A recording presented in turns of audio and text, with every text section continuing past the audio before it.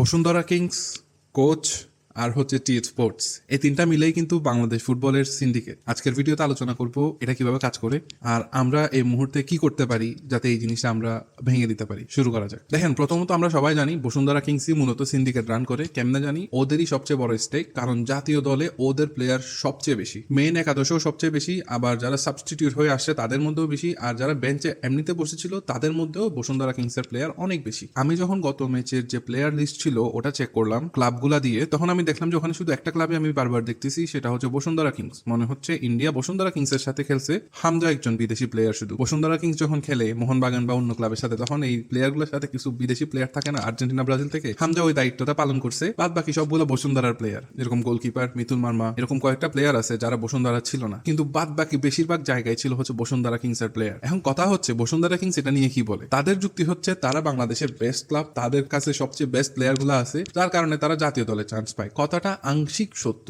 অর্থাৎ তারা বাংলাদেশ টিমের যে লোকাল প্লেয়ার গুলো আছে এদের মধ্যে যারা বেস্ট পারফর্ম করে এদেরকে কোনোভাবে টিমে নেয়। আমার এটা নিয়ে কোনো আপত্তি নেই। আপনার কাছে টাকা পয়সা আছে, পাওয়ার আছে, ফেসিলিটিস আছে, নিতে পারেন। আপনি যখন ভালো প্লেয়ার গুলোকে নিয়ে নিচ্ছেন, অন্য ক্লাবগুলো হয়তো চিন্তা ভাবনা করবে যে আমরা কি করতে পারি। এখন তারা যদি সেটা না করে, এই ক্ষেত্রে আসলে কারো কিছু করার নেই। তাহলে সবসময় বসুন্ধরাই বাংলাদেশ ফুটবলকে ডমিনেট করে যাবে, অন্য ক্লাবগুলো বসে বসে শুধু দেখে যাবে। এই ক্ষেত্রে যেরকম আমরা দেখি যে মনে করেন রাকিব অবভিয়াসলি সেরা একজন প্লেয়ার, তারপরে ধরেন তারিক কাজী, তপু বর্মন, এগুলো অনেকগুলো প্লেয়ারের আগে রেপুটেশন ভালো, হয়তো রিসেন্ট পারফরমেন্স খারাপ। যেরকম মুরসালিন রেপুটেশন অনেক ভালো, তার ক্রিয়েটিভিটিটা অনেক ভালো, অনেক সময় সে লং রেঞ্জের শটে গোল করতে পারে। তো এই জিনিসটা ভালো, আপনি প্লেয়ার গুলোকে নেন, ইটস ওকে। অনেক সময় পারফর্ম না করলেও টিমে নিচ্ছে। যেরকম এবার মুরসালিনের ব্যাপারে কথা উঠছে যে সে হচ্ছে সিন্ডিকেটের কারণে খেলতে পারছে না, হয় তার টিমে জায়গা হয়তো না। এই একটা জায়গায় আমার কাছে একটু ভিন্ন মত আছে, সেটা হচ্ছে মুরসালিনের কাছে যে ক্রিয়েটিভিটিটা আছে সেটা অন্যান্য বাংলাদেশি প্লেয়াররা অনেক সময় ল্যাক করে, সে কারণে তাকে চান্স দেওয়া যেতে পারে। বাট সে জাতীয় টিমে আসার পরে কয়েকটা পরপর ম্যাচে যদি এভাবে খারাপ করতে থাকে বাকিদের তুলনায়, তখন আমরা চিন্তা করতে পারি যে হ্যাঁ, এটা সিন্ডিকেটের কারণেই হচ্ছে। যেহেতু বসুন্ধরা কিংস অনেক পাওয়ারফুল একটা ক্লাব, অনেক টাকা পয়সা আছে, পলিটিক্যাল পাওয়ার আছে, সুতরাং তারা অবভিয়াসলি চাবে যে তারা যাতে বাংলাদেশ ফুটবলে ডমিনেট করতে পারে। এই ক্ষেত্রে অন্যান্য যারা ক্লাব আছে ওদের হচ্ছে ইনিশিয়েটিভটা অনেক বেশি ইম্পর্টেন্ট। তারা কেন কথা বলতেছে না, এই জিনিসটা খুবই হতাশাজনক। এখন ওরাও যদি বসুন্ধরা টিমের সাথে একসাথে এসব প্ল্যানিং করে, তাহলে অ্যাকচুয়ালি কিছু করার নাই। তখন আমাদেরই যেটা করা সেটা করতে হবে। As a Bangladesh team fan, আমার এটা ডাজন্ট ম্যাটার আমার কাছে যে বসুন্ধরার থেকে প্লেয়ার আসলো না অন্য ক্লাব থেকে আসলো। আমার কাছে এটাই ম্যাটার করে যে ভালো পারফর্ম যারা করছে তাদেরকে যাতে টিমে নেওয়া হয়। ফর এক্সাম্পল আলামিন, সে বসুন্ধরাতে খেলে না, কিন্তু সে ভালো পারফর্ম করছে দেখে টিমে নেওয়া হয়েছে। কিন্তু কোচ এত বড় হারামজাদা আমি আর দেখি নাই, মানে বলতেছে আলামিন নাকি বাংলাদেশ টিমের বেঞ্চে যে বসে আছে এটাই নাকি তার জন্য বড় অর্জন। আমার কথা হচ্ছে টাকলা মাথা যে বাংলাদেশ টিমের কোচের দায়িত্ব পাইছে এটাই তো তার জন্য সৌভাগ্য। ওকে তো জোতা দিয়ে বাইরানো দরকার, ওকে তো আসলে এখান থেকে দূর করা দরকার। মানে ওর তো কোনো যোগ্যতা আছে বলে আমার মনে হয় না। আলামিন কিন্তু অনেক যোগ্য প্লেয়ার, সে ম্যান সিটিতে গিয়ে পর্যন্ত ট্রেনিং নিয়ে আসছে, তার হচ্ছে রিড করার ক্যাপাবিলিটি অনেক ভালো। এগুলো কিন্তু টি স্পোর্টসে কিন্তু তারা তুলে আনছে, কিন্তু ম্যাচ খেলানোর টাইমে তারা তাকে খেলায়নি। আর আরো একটা জিনিস বলি, ইন্ডিয়ান যে সমর্থক ছিল, যে অ্যানালিস্ট ছিল, ওরা পর্যন্ত বলতেছে আমাদের কাছে কিন্তু এই প্লেয়ারটাকে দেখে রাখতে হবে, এই প্লেয়ারটা কিন্তু লিগে অনেকগুলা গোল করছে। কিন্তু তারা যখন দেখতেছে স্টার্টিং ইলেভেনে তার নাম নাই, তখন তারা অনেকটা শক বলে যে কিরে বাংলাদেশ কি সিন্ডিকেট টিম নামাই দিছে। মানে ওরা পর্যন্ত, ইন্ডিয়া পর্যন্ত শক যে ওকে কেন খেলাচ্ছে না। মানে ও তো ভালো করছে, ওকে তো খেলানো যেতে পারে, আর ওর খেলা দেখলাম যে ওর তো আন্ডারস্ট্যান্ডিংও ভালো। তাহলে বাকি এসব ফাহিম টাহিম এদেরকে কেন চান্স দেওয়া হচ্ছে? আমার কাছে যদি ভালো প্লেয়ার থাকে, কোচ যতই যাই বলুক, এটা হচ্ছে আমার বোধগম্য হইতেছে না। আর কোচ কেন বসুন্ধরাকে ফেভার করতেছে? দুইটা কারণ। একটা হচ্ছে বসুন্ধরা কোচকে সুবিধা দিচ্ছে, ফ্ল্যাট দিবে, গাড়ি দিবে, বাড়ি দিবে, কত কি দিবে সেটা তো আর আমরা জানবো না, বাট দিচ্ছে কিছু না কিছু। দ্বিতীয় কারণ ধমক। যদি এগুলো দিয়ে কাজ না হয় তখন বলবে যে হ্যাঁ, তুমি যদি আমার 8জন প্লেয়ার না নাও তাহলে আমি একটা প্লেয়ারও দিব না, দিলে 8জন দিব, না দিলে কাউকে দিব না। তো তখন কোচ বাধ্য হয়ে নিতে হবে যে আচ্ছা ঠিক আছে, আমার তো এই 3টা প্লেয়ার দরকার, এখন তাদের জন্য যদি আরো 5জন প্লেয়ার এক্সট্রা আমার বেঞ্চে রাখতে হয়, ইটস ওকে, রাখি, অসুবিধা কি। এই জিনিসটা আমার মনে হয় এই দুইটা জিনিস থেকে একটা জিনিস হচ্ছে এখান থেকে প্রমাণিত হয় কোচের মাথায় যেরকম চুন নাই তার পিঠে মেরুদণ্ড নাই, যার কারণে এইরকম কোচ আসলে বাংলাদেশের দরকার আছে বলে মনে হয় না। ওকে অ্যাকচুয়ালি পদত্যাগ করাইতে হবে। এর জন্য আমাদের যত কিছু করা যায়, বাফুফের ফেসবুক পেজ হোক, আন্দোলন হোক, ঈদের পরে আমাদের হচ্ছে মিডিয়াতে গিয়ে কথা বলে হোক, যে কোনো ভাবে এটা করতে হবে। মানে এর মতো কোচ আসলে দরকার নেই, আমাদের এমন একজন কোচ দরকার যে হচ্ছে স্ট্রংলি এসব কিছু হ্যান্ডেল করতে পারবে। কিন্তু কোচ চেঞ্জ করে ফেলছি, কিন্তু যে সিস্টেমের মধ্যে কোচটা ঢুকবে, বাফুফে, বসুন্ধরা, ওখানে যদি চেঞ্জ করা না যায়, অ্যাকচুয়ালি কোচ চেঞ্জ করে কোনো লাভ হবে না। তো আমার মনে হয় কোচকে আর একটু পরে চেঞ্জ করতে হবে। তার আগে আমাদের মনে হয় বসুন্ধরা, আবার বাফুফেতেও কিছু সিন্ডিকেটের অংশ থাকবে, ওগুলা যদি আগে ডিস্ট্রয় করা না যায়, কোচ যতই চেঞ্জ করেন কোনো কাজ হবে না। নতুন একজন কোচ আসবে, তাকে তারা টিকতে দিবে দিবে না, তাকে তারা নানানভাবে রিজাইন করতে বাধ্য করবে যদি সে তাদের কথা না, অথবা নতুন কোচকেও তাদের দলে অন্তর্ভুক্ত করে ফেলবে। তো এটা সম্ভাবনা থেকেই যায়। তো এই ক্ষেত্রে আমার মনে হয় কোচের বিপক্ষে কথা বলা উচিত, বাট কোচের চেয়েও বেশি হচ্ছে কোচের পিছনে যারা তাকে কন্ট্রোল করতেছে ওইটা হচ্ছে আমাদের মেইন হ্যান্ডেল করতে হবে। তো ওইটা কে করতেছে? প্রথমত বসুন্ধরা করতেছে, দ্বিতীয়ত এখানে বাফুফের কেউ থাকতে পারে যারা হচ্ছে এই জিনিসটা প্ল্যানটা এক্সিকিউট করতেছে। তো এই দুই জায়গায় যদি আমরা হাত দিতে না পারি, এই দুই জায়গার বিপক্ষে যদি আমরা আওয়াজ তুলতে না পারি, আমার মনে হয় কোচ সরাইলেও কোনো লাভ হবে না। হয়তো বাফুফে চিন্তা করবে আচ্ছা এই কোচকে সরাই দিলে মনে হয় জনগণ একটু ঠান্ডা হবে, কোচকে বরখাস্ত করে দিই। কিন্তু কোচকে সরাই দেওয়ার পরেও দেখা যাবে যে কোনো অ্যাকচুয়ালি ইমপ্রুভমেন্ট হবে না, কারণ কোচ হচ্ছে এমন একটা এনভায়রনমেন্টে ওখানে বন্দী ছিল যার কারণে যে কোনো কোচ আসলে ওখানে এরকমই পারফর্ম করবে, মানে এই টাইপেরই ডিসিশন নিবে। তো ওইটার কারণে আমার মনে হয় কোচের আগে কোচকে সরাই দেওয়ার পরে জনগণ ঠান্ডা হয়ে যাবে, কিন্তু অ্যাকচুয়ালি ফুটবলের কোনো লাভ হবে না, কারণ যে লাউ সে কদু। নতুন কোচ যে আসবে সে হয়তো কয়দিন চিন্তা করবে যে আমরা একটু বেটার ডিসিশন নিতে পারি, অমুক অমুক প্লেয়ার বেটার, কিন্তু দিন শেষে সেও সেম ডিসিশনটা নিবে। এখন আমরা আসি মেইন জায়গায়। এতক্ষণ তো আমরা কথা বলছি যে ক্লাব থেকে কারা মেইনলি জাতীয় টিমে খেলবে, কিন্তু প্রবাসী যারা বাংলাদেশি আছে তাদেরকে দলে নিতে সমস্যা হচ্ছে কাদের? তারা কেন দলে আসতেছে না? তারা তো কোনো ক্লাবে খেলে না, মানে এটা তো মোহামেডান আবহানির সাথে শত্রুতামি না, বা অন্য কোনো ক্লাবের সাথে এটা শত্রুতামি না, এদেরকে কেন ন্যাশনাল টিমে আসতে দেওয়া হচ্ছে না? এটার কয়েকটা অ্যান্সার থাকতে পারে। একটা অ্যান্সার হচ্ছে এরা তো বাংলাদেশ টিমের যদি কোনো ক্লাবে না খেলে তাহলে অবভিয়াসলি ওরা কয়েকটা জায়গা নিয়ে চলে যাবে, যেটা আমি আগের ভিডিওতে এক্সপ্লেন করছি। মনে করেন ফাহমিদুল বসুন্ধরা টিমে খেলবে না, কিন্তু ও যদি বাংলাদেশ টিমের একজন নিয়মিত প্লেয়ার হয় তাহলে ওই জায়গায় বসুন্ধরা টিমের কেউ কিন্তু খেলতে পারতেছে না, কারণ তাদের ফাহমিদুলের সাথে কম্পিট করার যোগ্যতা থাকবে না। যেরকম এখন আমরা বলতে পারি হামজাকে যদি আপনি বেঞ্চ করতে চান তাহলে এর চেয়ে ভালো প্লেয়ার আপনার আনতে হবে, কিন্তু আপনি কি আসলে হামজার চেয়ে ভালো প্লেয়ার পাবেন কিনা বাংলাদেশে? অবভিয়াসলি পাবেন না। বাংলাদেশ কেন, ইন্ডিয়াতে তো পাবেন না, এই সাবকন্টিনেন্টে তো হামজার চেয়ে ভালো প্লেয়ার পাবেন না। তাহলে আপনি হামজার সাথে কম্পিট করাবেন কাকে দিয়ে? তো বাধ্য হয়ে হামজাকে আপনার রেগুলার ম্যাচ খেলাইতে হবে যদি সে অ্যাভেলেবেল থাকে। ওই ক্ষেত্রে ফাহমিদুলও যদি এরকম হয়ে যায়, মেইন একাদশের 5-6 জন প্লেয়ার যদি এরকম হয় যারা বসুন্ধরার দিকে না কিন্তু ভালো প্লেয়ার, তখন হচ্ছে বসুন্ধরার ইগো হার্ট হবে যে আমার প্লেয়ার কেন খেলতেছে না। ওইটার কারণে তারা প্রবাসী যারা বাংলাদেশি আছে তাদের বিপক্ষে লাগছে। আচ্ছা, এই ক্ষেত্রে অনেকে লজিক দাঁড় করানোর চেষ্টা করে দেশপ্রেম। 2 নাম্বার হচ্ছে আমাদের লোকাল প্লেয়ারের উপরে কেন আমরা তাদেরকে প্রায়োরিটি দিব। 3 নাম্বার হচ্ছে তারা আমার লোকাল প্লেয়ারের চেয়ে ভালো না। আমার প্রথমত 3 নাম্বার দিয়ে শুরু করি। এই কথা বলিয়েন না, একটা ফরেন প্লেয়ার হামজা চৌধুরী, যদি আমরা ফরেন বলতেছি এটা বোঝানোর জন্য যে লোকাল না, এই একজন প্লেয়ারের কাছে পুরো বাংলাদেশ টিম অনেক ছোট, মানে হামজার সামনে তো বাংলাদেশের বাকি 10 জন দাঁড়াইতেও পারবে না। তো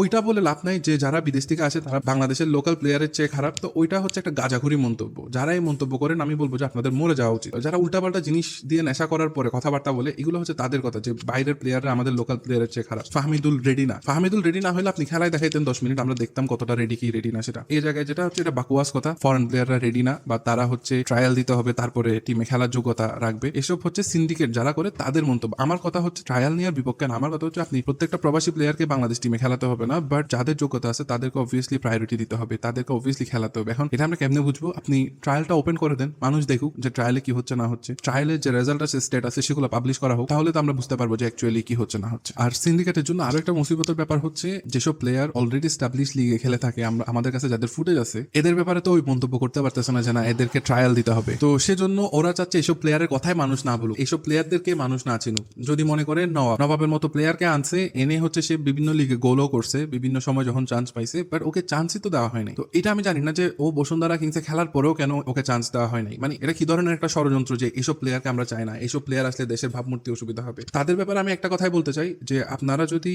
যারা বাংলাদেশি যারা প্রবাসে থাকে বা প্রবাসে যারা থাকতো তাদের ছেলে মেয়ে বিদেশের বিভিন্ন লিগে ক্লাবে খেলে থাকে, তাদেরকে যদি আপনারা বাংলাদেশে না চান, তাহলে আমার কথা হচ্ছে প্রবাস থেকে যারা রেমিটেন্স পাঠায় তাহলে ওই রেমিটেন্সটা আপনারা কোন মুখে নেন? কেন আপনারা তখন অনেক হাইলি বলেন যে আপনারা রেমিটেন্স পাঠান দেশে, আমাদের রেমিটেন্স দরকার। বাংলাদেশের টপ 5টা ইনকাম খাতের মধ্যে রেমিটেন্স কেন এখানে আছে? এই জিনিসটা আমার খুবই জানতে ইচ্ছা করে। মানে তোরা হচ্ছে রেমিটেন্সের টাকা খাইতে পারোস, কিন্তু ওদের ছেলেমেয়েরা যখন ওখানে স্টাবলিশ হয়ে দেশের জন্য নিজের স্কিল দেশের জন্য কাজে লাগাইতে চাই, তখন সেটা তোরা নিতে চাস না, কারণ তখন দেশের অনেক অবস্থা খারাপ হয়ে যায়। মানে এসব শুনলে না মানে হাসি পায়। মানে এসব কি ধরনের কথা? টাকা নেওয়ার সময় ঠিকই তোদের লজ্জা বলতে কিছু থাকে না, কিন্তু যখন ওই প্লেয়ার নিজের দেশের জন্য কিছু করতে চায় তখন তোদের অনেক দেশপ্রেম জেগে ওঠে। আর আরেকটা কথা আমি ক্লিয়ারলি বলতে চাই, বাংলাদেশ টিমে যারা খেলে লোকাল প্লেয়ার, এরা যতটা দেশপ্রেম থেকে বাংলাদেশের জন্য খেলে তার চেয়ে বেশি এরা খেলে নিজের চাকরি মনে করে। এরা দেশপ্রেম থেকে অতটা খেলে না। দেশপ্রেম থেকে আমি দেখছি কারা খেলতে আসছে, তারিক কাজী, জামাল ভুঁইয়া, হামজা চৌধুরী, এদেরকে আমরা দেখছি যে দেশপ্রেমের কারণে খেলতে আসছে। তাদের নিজেদের লাইফের অনেক সাফারিং করার পরেও তারা খেলতে আসছে। কিন্তু অন্য যারা খেলতেছে তারা কয় টাকা ক্ষতি করে আসছে, নিজের কিছুই না। তারা হচ্ছে চাকরির মতো পাইছে, খেলতেছে, বিদেশে গেছে, মদ আনতেছে। মনে আছে মুরসালিন, তারপর আমাদের ওই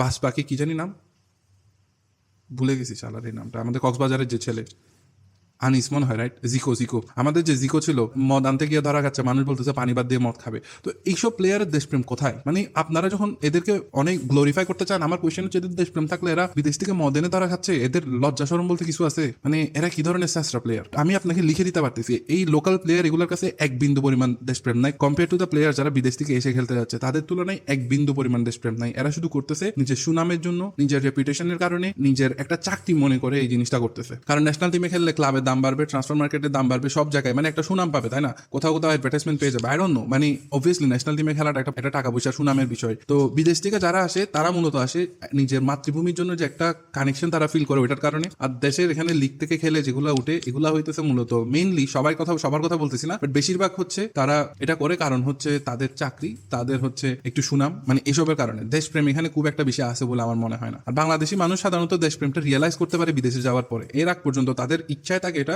যে কোনো ভাবে দেশকে লুটে পুটে খেয়ে শেষ করা। এটা হচ্ছে আমি তাদের কথা বলতেছি যারা পাওয়ারে গেছে। সবার কথা আমি বলতেছি না, অবভিয়াসলি 100% যদি ভেজাল হইতো তাহলে বাংলাদেশ টিকে থাকতো না। আছে ভালো মানুষ, কিন্তু মোস্টলি এসব জিনিস অনেকে সুযোগ না পাওয়ার কারণে দুর্নীতি করে না, আবার অনেকে পেয়েও করে না। তো এই দুজনের মধ্যে কিন্তু অনেক ডিফারেন্স আছে। 3 নম্বরে হচ্ছে টি স্পোর্টস। এখন ক্লাব আর কোচ মিলে তো কাণ্ড ঘটাই ফেলছে, উল্টাপাল্টা প্লেয়ার নিছে, সিন্ডিকেটের প্লেয়ার নিছে। এখন কি করা যায়? মানুষ তো কোয়েশ্চেন করতেছে, তাই না? মানুষের মুখ তো বন্ধ করতে হবে। এবার ডাক দেয় রিফাত মাসুদ, নাবিল কাইসার, তোমরা কোথায় আসো? তোমাদের কাজ হচ্ছে আজকে এই জিনিসটাকে ডিফেন্ড করা। তারা বলে জি ওস্তাদ জি পেয়ে গেছি। তো তখন তারা কি করে? কোয়েশ্চেন নেয় না। আপনি ফাহমিদুলকে নিয়ে কোয়েশ্চেন করবেন, নেওয়া হবে না। একটা কোয়েশ্চেন নেওয়ার পরে বলে দিবে আমরা তো নিছি কোয়েশ্চেন। আরে একটা নিছো যেটা তোমাদের সুবিধা, সবগুলা তো নাও নাই। তারপরে কিংসের এগেনস্টে কোয়েশ্চেন আসবে, নিবে না। নিলেও এমন ভাবে অ্যান্সার দিবে সেটা হেসে উড়াই দেওয়ার মতো। তো এই জায়গাগুলো ওরা হচ্ছে হ্যান্ডেল করতেছে। আর আপনি সবসময় মনে রাখবেন যারা ফেসিস, স্বৈরচার যারা, তাদের হচ্ছে একটা মিডিয়া থাকতে হয়, কারণ না হলে মানুষের কাছে ওই গ্রহণযোগ্যতা তারা ইনস্ট্যান্টলি হারাই ফেলবে। তো টি স্পোর্টস এর কাজ হচ্ছে বসরা যত আকাম কুকাম করবে সেগুলো ডিফেন্ড করা। It's there job. মানে ওদের চাকরি বাঁচাইতে হইলে, ওদের আমি জানি না ফ্যামিলি রিস্কে আছে কিনা, চাকরি বাঁচাইতে হইলে মেনলি ডিফেন্ড করতে হবে। ওরাও চিন্তা করতেছে আচ্ছা ঠিক আছে আমরা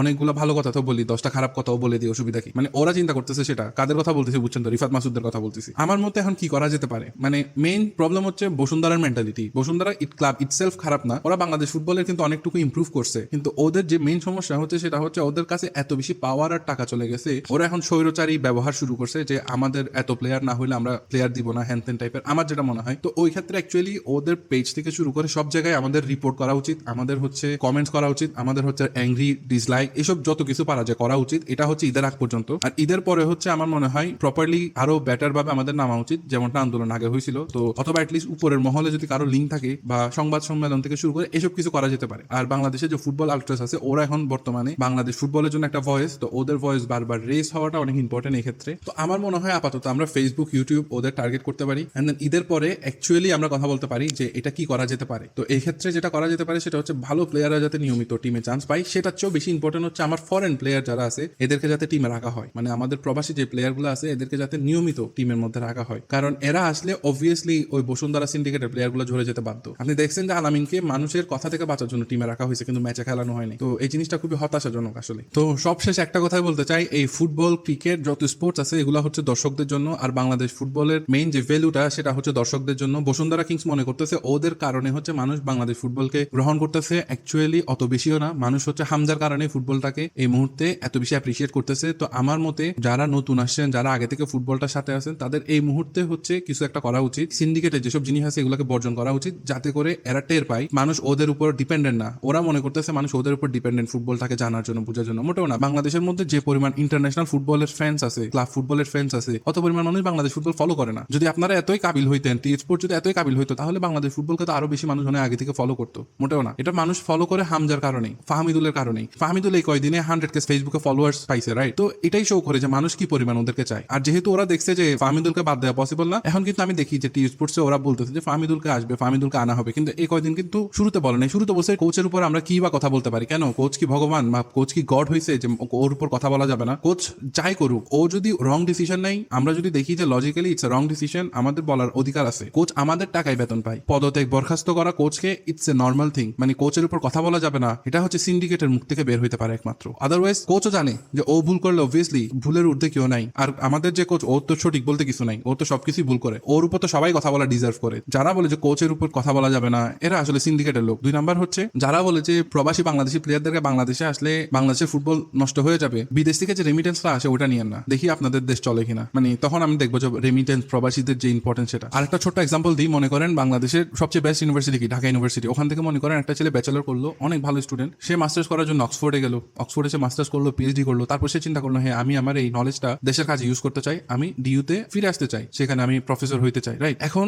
ওকে যদি বলা হয় যে না তুমি তো বিদেশে পড়াশোনা করছো, তুমি আসতে পারবা না, এই জিনিসটা যতটা বোকামিপূর্ণ আর হচ্ছে যতটা গাজাখুরি কথা মনে হচ্ছে, সেম প্রবাসীদেরকে নিয়ে যারা বলতেছে যে ওরা দেশে আসলে দেশের ফুটবল নষ্ট হয়ে যাবে, এক্স্যাক্টলি সেম থিং। বা একটা মানুষ যার ক্যাপাবিলিটি বেশি, সে ভালো লিগে খেলছে, সে ওখানে ট্রেন আপ হয়েছে, এখন সে দেশের জন্য করতে চায়, তোমার এখানে এত জ্বলতেছে কি কারণে? এইসব আউল ফাউল মার্কা কথা বুঝছেন, মানে শুনলে আমি জানি আমার যেরকম খারাপ লাগতেছে আপনাদের আরো বেশি খারাপ লাগতেছে, কমেন্ট সেকশন পড়লে বুঝতে পারি। তো পরের ভিডিওতে আমি আরো কিছু কমেন্ট সেকশন রিভিউ করবো, বেশ কয়েকটা পোস্ট আমার কাছে কালেকশন আছে, আই ডোন্ট নো যেগুলো থাকবে কিনা, বাট আমি রিভিউ করবো ওগুলা, কারণ আমি শুধু একা বললে তো হবে না, আপনার মানুষ যে কথা বলতেছে ওটাও তো দেখানো উচিত। আই হোপ পরের ভিডিওতে আমি দেখাবো যে মানুষ অ্যাকচুয়ালি এসব নিয়ে কি বলতেছে। জামাল ভুঁইয়া চেহারা দেখছেন কিনা আমি জানি না ম্যাচের পরে, তারপরে হচ্ছে রিসেন্টলি ফেসবুক পোস্টে সব জায়গায় এটা ক্লিয়ারলি বোঝা যাচ্ছে হি ইজ নট হ্যাপি। ও সবকিছুই জানে যে বাংলাদেশ ফুটবলে কি চলতেছে, তারপরেও ও মুখ বুঝে সহ্য করতেছে, কারণ ও একা কি বা করে ফেলবে, ওটার কারণে সে সহ্য করতেছে। আর ওর যে ফেস ম্যাচ শেষ করার পরে বসুন্ধরা যেসব আউল ফাউল প্লেয়ার ছিল ওরা ঠিকই লাফাইতেছে, কিন্তু জামালকে দেখলাম হি ওয়াজ নট হ্যাপি, তাকে সাংবাদিকরা রাখতেছে, সে জাস্ট ইগনোর করে চলে গেছে। তো এই জিনিসটা অ্যাকচুয়ালি বুঝায় যে something is wrong, something is